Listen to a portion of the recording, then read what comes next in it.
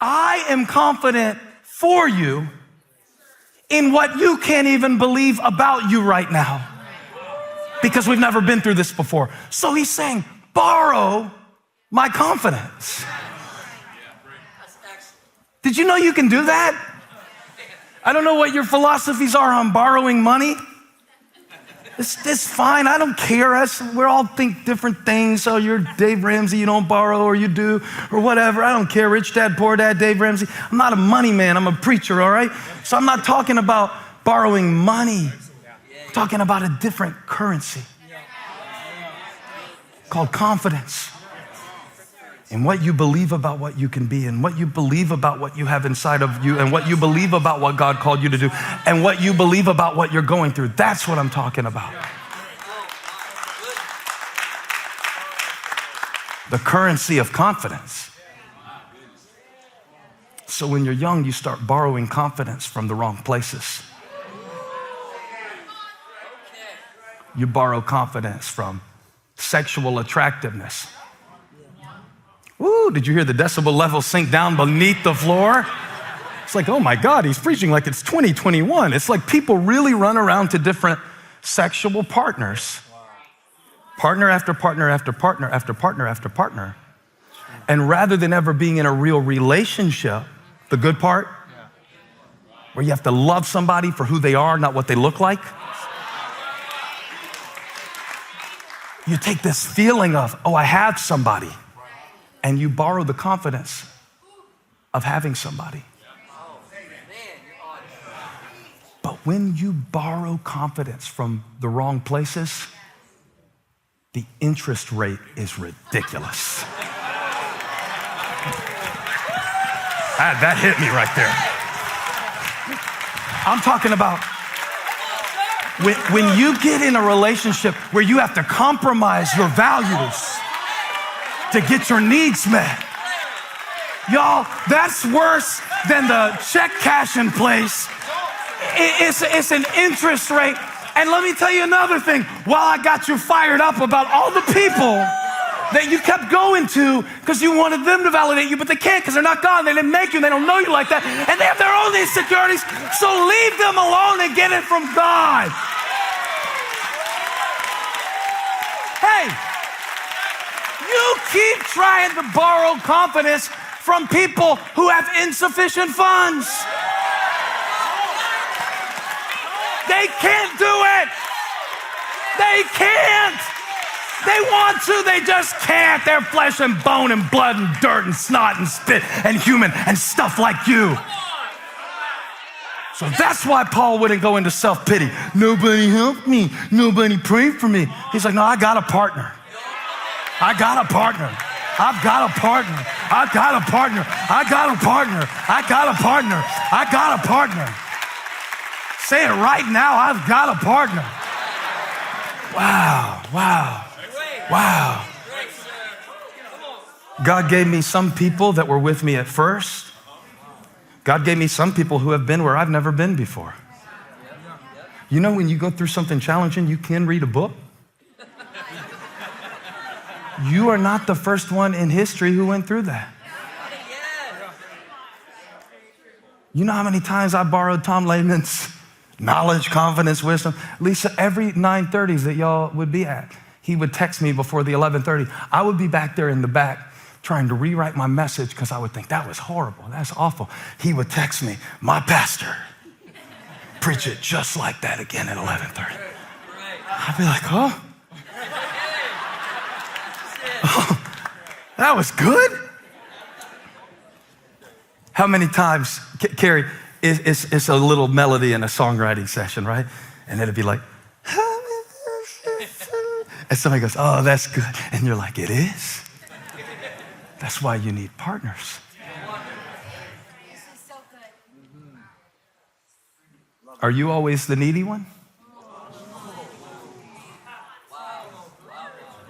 Or can somebody else hold a little bit of your faith for a while? Are you always Epaphroditus, or can you be Paul sometimes too? I hope more than Elijah borrows my boosts. We're going to get on that Instagram page with this sermon. I can feel it already. That thing that guy does, we're going to be on there. That's all right. But if he borrows my shoes, I hope more than he borrows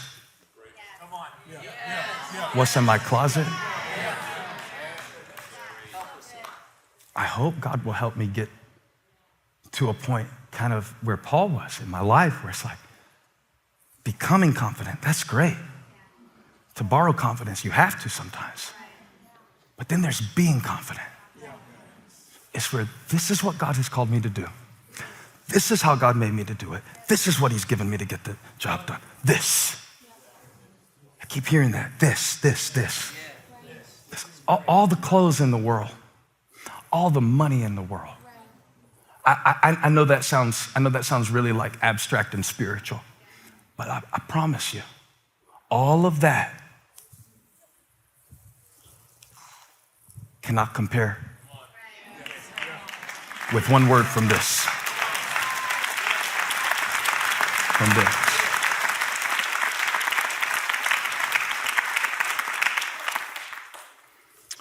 You forgot about David, Pastor. No, I didn't. Because the people that should have been his partners, the people that should have been his comrades, the people that should have believed in him. Isn't that awful? When the people who should have said, you got something, man. Keep going. Hey, I know that's all right. You don't fit in, but that's for a reason. You're too big for that small place. Just keep growing. You don't have to fit in. It's all right now. David, the future king of Israel, comes down to bring bread to his brothers. And his brother, go back to the verse now, I'm really ready for it, burned with anger and said, why have you come down here? Now I'm gonna tell you something, David didn't exactly know that yet. He thought he came to feed his brothers. He really came to fight for his nation. So his confidence is not in what he's doing. His confidence is something different. I will remain confident in this. That's what he said in Psalm 27. Now look at this incident. It's not necessarily connected, but maybe this is where he started becoming confident.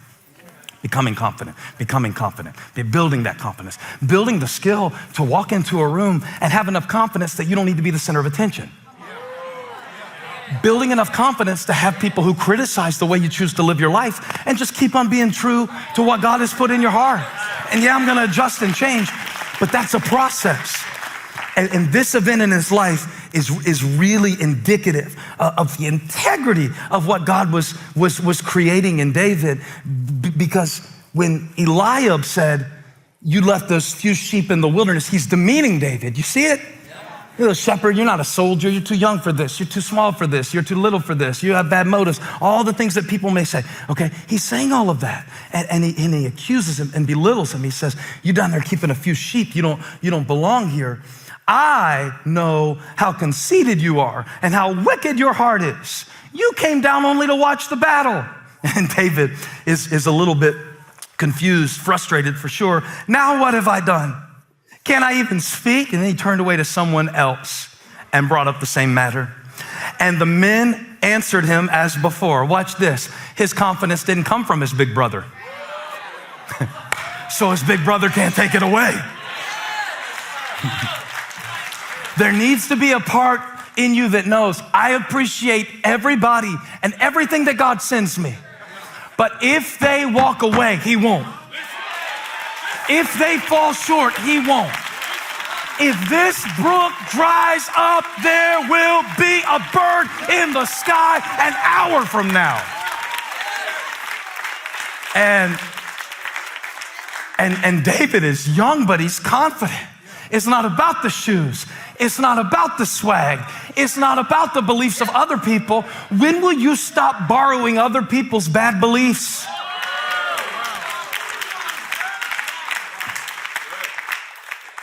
One that Eliab didn't believe in David, Eliab didn't believe in himself.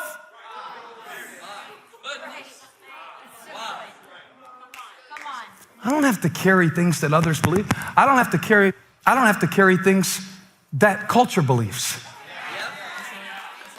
I don't have to feel how culture feels about things. I don't have to pay the interest rate on a broken world system of thought.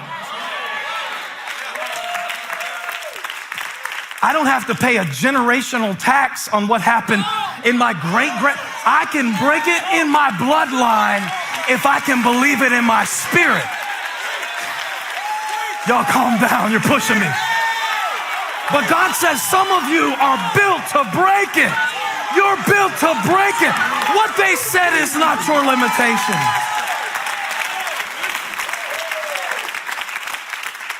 Don't let their limitation become your insecurity.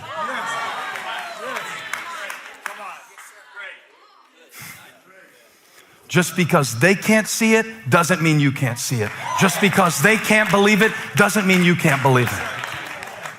And you're like, you sound kind of cocky up here right now, Pastor. I thought we were supposed to be humble as Christians. Imagine what it took for Jesus, for the joy set before him to endure the cross, despising its shame, with everybody telling him, come down and prove that you're God. Call the angels, call your Father. And he stayed up there, confident, on that cross. Paul said, I learned from the Master. I want to be in the fellowship of his sufferings, to participate in his resurrection power. It's a partnership. It's a partnership. And David said, I don't need to be partners with Eliab. I'm partners with God.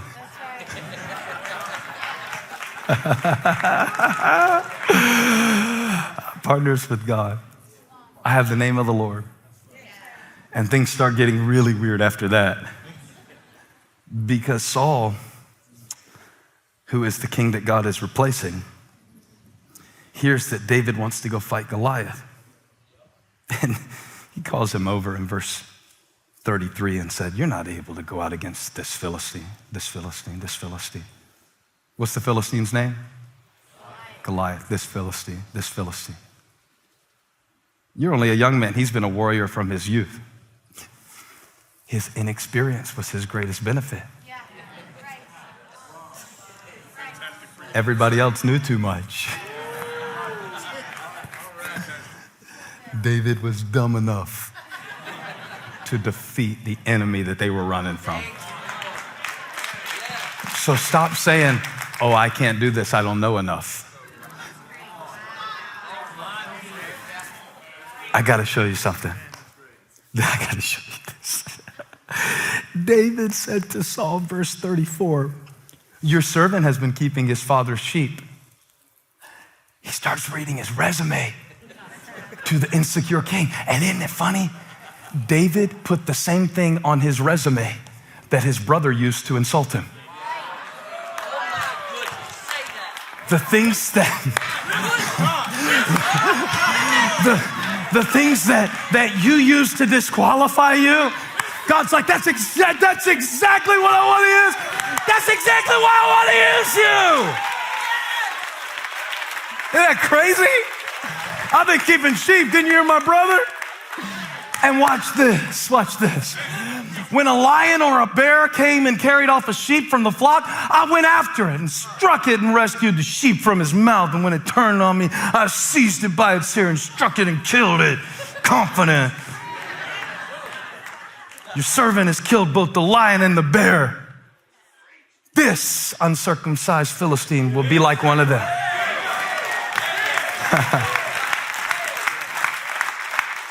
Because I got a partner. So, what do you do when your big brother doesn't believe in you and neither does your leader? When you go to get help and encouragement and love and support, because some of you are there, man, you're like, I don't have anybody. I'm not like Paul. I don't have the Philippians. I'm not an apostle. It's great, Pastor Stephen. I don't have Holly on the front row. She's an encouraging angel and she loves you, and she does, and that's great. But since David couldn't get it from Eliab, and he couldn't get it from Saul, he borrowed it from a bear.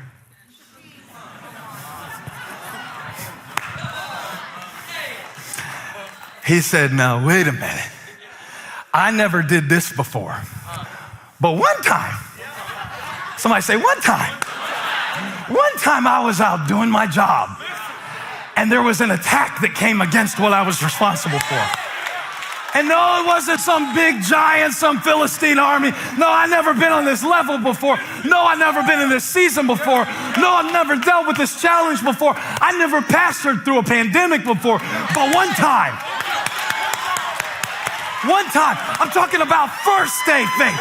One time, come on, bring it all the way back. I know you never did this before, but you did that. You did that. Put it in the chat. I did that. I did that. I did that. I held on to God when I had no job. I held on to God when I had, this is for somebody. This is for somebody who's up under a threat of intimidation right now for something that you've never traveled this way before. But you did that. And the most anointing thing I read in a long time is verse 36. This will be like one of them. This.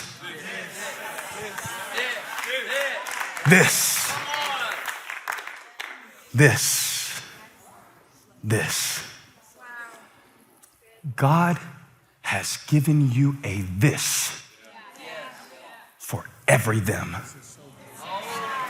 Every enemy, every insecurity, every question.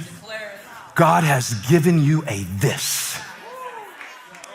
Now, if you start getting distracted by them, what they're doing, where their life is, how they're progressing, what they've accomplished, your power is not in them.